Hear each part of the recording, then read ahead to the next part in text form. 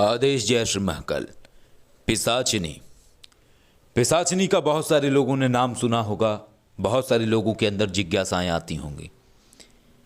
शायद बहुत सारे लोग पिशाचिनी को सिद्ध करना भी चाहते हों, लेकिन पिशाचिनी की शक्ति, पिशाचिनी की पावर और उसकी कार्य प्रणाली, इसके विषय में लोगों को जानकारी नहीं है। जिनका सामना पिशाचिनी से हुआ अपने जीवन में, उन्होंने उसकी वो भीषण शक्ति अनुभव की। और पिशाचिनी जहाँ पर भी होती है, वहाँ पर एक ऐसा माहौल होने लगता है कि वहाँ पे पूजा पाठ साधनाएं रुकने लगती हैं, या यूँ कहें कि वो ऐसी कोशिश करती है कि आप पूजा पाठ और साधनाएं ना कर सकें। इसलिए ज़्यादातर जो ऐसे लोग हैं जो तांत्रिक विद्या में संलग्न रहते हैं या वाममार्गी क्रियाएं करते हैं, शमशान में रहते हैं, विचित्र विचित्र क्रियाएं करते हैं, वो लोग ज़्यादातर पिशाचिनी को सिद्ध करके रखते हैं और उससे अलग अलग तरीके के कार्य लेते हैं।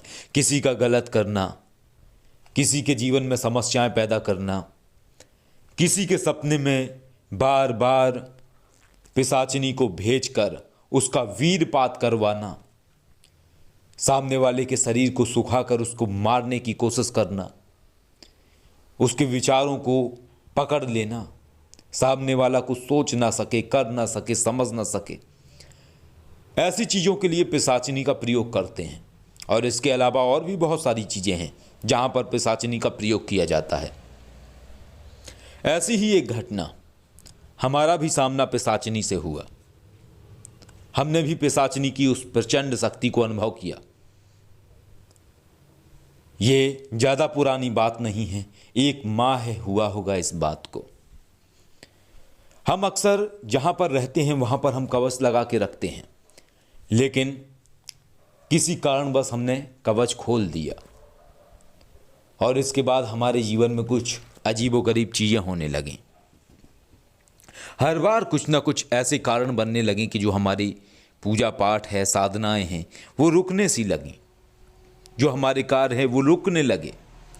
जब भी कोई ऐसे कार्य करने की क्रियाएं शुरू होती जिससे हम लोगों को सही कर सकें, ठीक कर सकें, वो रुक सी जाती। और हद तो ये हो गई कि एक रात को एक आवाज़ सुनाई देती है शिवकेशी जी को, महाराज हम आ जाएं, महाराज हम आ जाएं, इस तरीके की आवाज़। और उसी समय हमें स्वप्न दिखाई देता है, और स्वप्न में एक स्त्री जो कि काम वासना के लिए प्रेरणा देने की चेष्टा कर रही थी, लेकिन तभी अचानक नींद खुल जाती है। ऐसे विचित्र जो स्वप्न हैं ये हमें आते नहीं हैं। और इसके अलावा जो बातें थीं वो बहुत कुछ मिल रही थीं, और एक माहौल ऐसा था जैसे कोई अदृश्य ताकत है जो आसपास घूम रही है।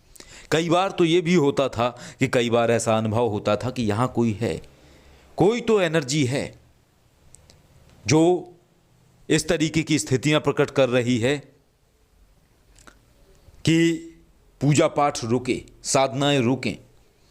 और ये जो पिशाचिनी जैसी शक्तियाँ होती हैं, ये कोशिश करती हैं किसी साधक की ऊर्जा को खींचने की, और ये उसके स्वप्न में जाती हैं और स्वप्न में जाके उससे संभोग करने की चेष्टा करती हैं।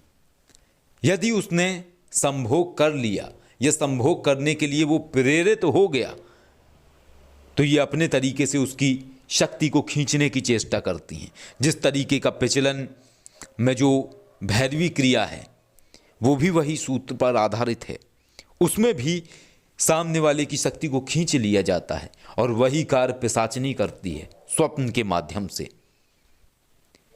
तो ये सब जो अनुभव हो रहे थे, ये इशारा कर रहे थे कि कोई डार्क एनर्जीज आ चुकी है। नाग देवी का आवाहन किया। आवाहन करने के बाद जैसे ही देखा तो वो दिखाई दी, और पता लगा कि पिशाचिनी आई हुई है। और ये जो भी हो रहा है जीवन में, ये सिर्फ पिशाचिनी का खेल है। और पिशाचिनी ऐसी स्थितियां प्रकट करती है कि आप वहां पूजा न कर सको, पाठ न कर सको, कोई ऐसे स्तोत्र पाठ न कर सको जिससे उसे तकलीफ हो। यदि आप करते हैं तो वो चली जाती है और उसके बाद पुनः वापस आ जाती है जब उस पाठ का या पूजा का असर खत्म हो जाता है। इसके बाद हमारा विचार हुआ कि इसको सिद्ध करना चाहिए। नाग देवी के माध्यम से हमने उसको पकड़वाया और पकड़ने के बाद हम उसका शुद्धिकरण करने लगे। योगेश्वर विद्या के माध्यम से हम उसका जो पिशाचिनी का तत्व है उसको कन्वर्ट करने की चेष्टा करने लगे कि शायद इसमें कुछ सुधार आ जाए और हम इसे सिद्ध कर सकें। क्यों? क्योंकि ऐसी भीषण स्वरूप वाली, विकृत स्वरूप वाली या लोगों का गलत करने वाली ऐसी तरीके की जो ऊर्जा है वो हमारे किस काम की। तो हम पिशाचिनी को सही कार्यों में प्रयोग करने के लिए, उसके तत्व को परिवर्तित करने की चेष्टा करने लगे। हमने नाग देवी के माध्यम से पिशाचिनी को पकड़वाया और ये सब हम देख रहे थे मानस में, और बिल्कुल स्पष्ट सब कुछ दिखाई दे रहा था और ऐसा लगता है जैसे दो दुनिया आपस में मिल जाती हैं। इस दुनिया को भी आप देख रहे होते हैं, दूसरी दुनिया में होने वाली गतिविधियां भी आप देख रहे होते हैं। और फिर एक भीषण प्रचंड तरीके का युद्ध देखा और वो युद्ध ऐसा था कि पिशाचिनी का रूप बदलने लगा, नाग देवी से युद्ध होने लगा। उसके बड़े बड़े नाखून, विकराल से दांत, विकराल से उसके चेहरे को देखकर एक भयावह स्थितियां उत्पन्न होती हैं, ऐसा अनुभव हो रहा था। नाग देवी ने उसको नीचे गिराया और उसको त्रिशूल मारना प्रारंभ किया, और जैसे ही नाग देवी ने उसको त्रिशूल से प्रहार करना शुरू किया वैसे ही उसने नाग देवी के पैरों में अपने बड़े बड़े नाखूनों से, हाथ से पकड़कर अपने दांतों से काटना प्रारंभ किया। और जैसे ही ये प्रारंभ हुआ तैसे ही नाग देवी माँ तताक्षी ने भीषण स्वरूप धारण किया और उस पिशाचिनी को अपने बड़े बड़े दांतों से निगल लिया, यानी नष्ट कर दिया। पिशाचिनी की संपूर्ण ऊर्जा को अपने अंदर समाहित कर लिया। पिशाचिनी का अस्तित्व विलीन हो गया और नाग देवी माँ तताक्षी का स्वरूप, विकराल स्वरूप और प्रचंड हो गया।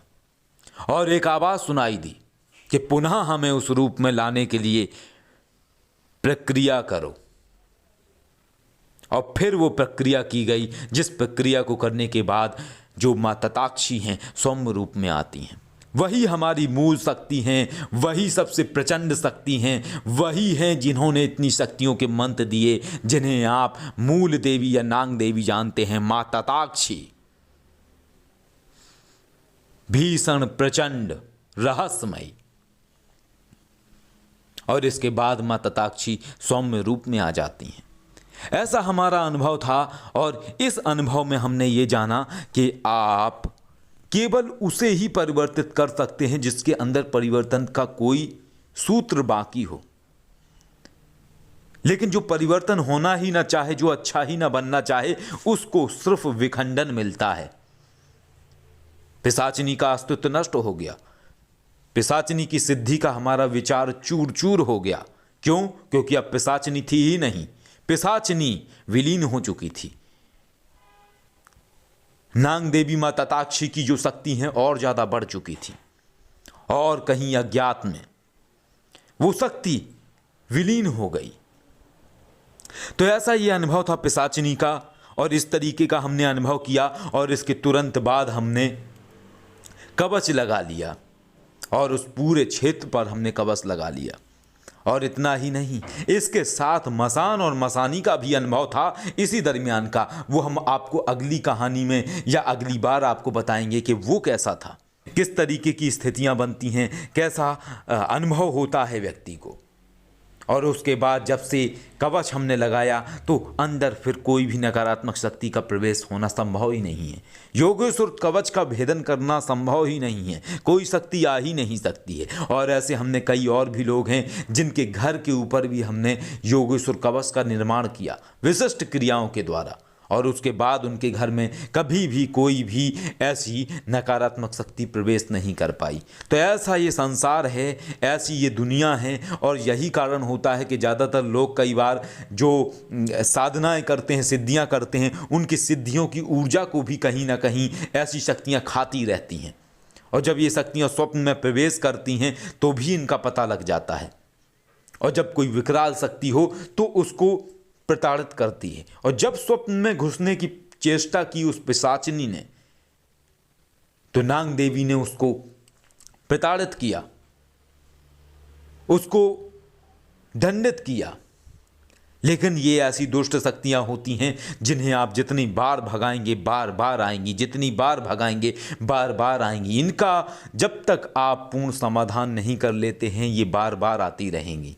इसलिए जो लोग फूंक मारकर किसी शक्ति को हटाते हैं, भभूति दे के किसी शक्ति को हटाते हैं, वो शक्तियां बार बार आ जाती हैं और परमानेंट तरीके से नहीं जाती हैं। इनको परमानेंट हटाने के लिए सिर्फ एक ही विद्या का प्रयोग होता है, जो कि मूलतः योगेश्वर विद्या है, जिसमें ज़्यादातर लोगों के ऊपर, जिनके ऊपर तंत्र प्रयोग होते हैं, उनके लिए योगेश्वर ब्रह्म कवच होता है। जब लोग योगेश्वर ब्रह्म कवच धारण कर लेते हैं तो उनकी जो समस्याएं हैं सही हो जाती हैं। या जिनके घर के अंदर कोई प्रेत बाधा की समस्या है और एक कोई ऐसी एनर्जीज है जो उस घर में रहने वाले हर व्यक्ति की, हर सदस्य की जो स्थितियां हैं उन्हें बिगाड़ रही है, तो जैसे ही उसके घर से उसको हटाया जाएगा, उनके घर पे कवच लगाया जाएगा, दोबारा कभी भी ऐसी कोई नकारात्मक शक्ति वहां प्रवेश नहीं कर पाएगी। तो ऐसा हमारा अनुभव था पिशाचिनी को लेके, और हमारी बड़ी इच्छा थी कि हम उस पिशाचिनी को सिद्ध करें, परंतु सिद्ध होने से पहले ही पिशाचिनी ने अपने अस्तित्व को मिटा दिया, विखंडन करवा लिया, और नाग देवी के माध्यम से पिशाचिनी का जो अध्याय है ये पूर्ण हुआ। तो इस तरीके के अनुभव साधना जगत में होते रहते हैं, इस तरीके की स्थितियां होती रहती हैं, और जब आप ऐसी चीज़ें देखने लगते हैं तो ये सब चीज़ें आपके लिए आम बन जाती हैं और आपके अंदर से भय नष्ट हो जाता है और आप ऐसी चीज़ों को कंट्रोल करना सीख जाते हैं। और इसी तरीके की चीज़ें जो भी व्यक्ति वी नूरी बाबा का ट्रांसफॉर्मेशन लेता है या प्रिया सोदनी देवी का ट्रांसफॉर्मेशन लेता है, तो इसी तरीके की प्रक्रियाएं उन्हें सिखाई जाती हैं और ये सब चीज़ें वो लोग भी कर पाते हैं और इस तरीके से उन चीज़ों को हटा पाते हैं और अपनी जो जिंदगी है उसको आसान बना पाते हैं। आदेश। जय श्री महाकाल।